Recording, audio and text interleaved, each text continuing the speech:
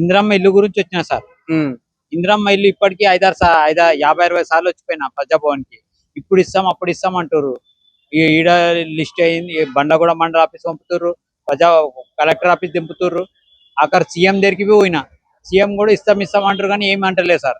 ఇప్పుడు ఇస్తాం అప్పుడు ఇస్తాం ప్రాసెస్ ఉంది. నీకు హ్యాండిక్యాప్ కి నీకు స్పెషల్ కోటా కింద ఇస్తామని చెప్తారు, పెడతారు, పంపిస్తారు. బండ్లగూడ మండల ఆఫీస్ పోతే నీ ఫోటోలు తెప్పించుకున్నాక స్పెషల్ కోటా కింద ఇస్తామని చెప్తారు. అక్కడ నేను హ్యాండిక్యాప్ అయ్యి ఇట్లా నా హాలత్ చూసి ఎట్లుంది, ఏం రెస్పాన్స్ ఇస్తలేరు. ఇవాళ కూడా వచ్చిన సీఎం ఆఫీస్ కి, ఇవాళ కలెక్టర్ ఆఫీస్ కి రాసి పంపించారు. ఇవాళ పోయి మాట్లాడరు. అని ఇది రిస్క్ చెందుతుంది, తిరిగి యాస్ట్ వస్తుంది, పని అయితే లేదు, ఏమైతే లేదు.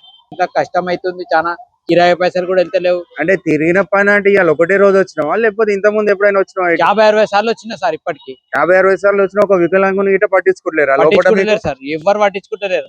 లాస్ట్ సీఎం సార్ దగ్గరికి సీఎం సార్ ఏమంటారు, వస్తుంది నువ్వు ప్రజాపాలన కార్యక్రమం పో అంటారు.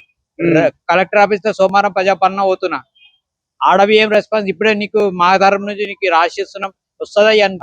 ప్రభుత్వం వికలాంగులను గిట్ట సరిగా పట్టించుకోలేదు. సీఎం ఆఫీస్ కి వస్తే ఏం పట్టించుకోవడం, లైట్ తీసుకుంటారు, అయిన వస్తాడు పోతాడు అన్నట్టు అయిపోయింది వాళ్ళకు.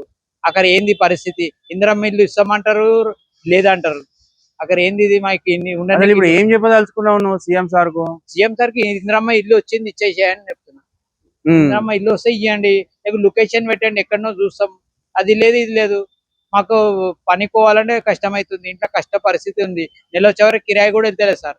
కిరాయి కట్టాలంటే మాకు ఇట్లా దింపుకుంటా ఉసురు తాకుతా సార్ వాళ్ళకు. మాకు ఒక హ్యాండిక్యాప్ ని చూసుకొని ఆటలు ఆడుకుంటారు,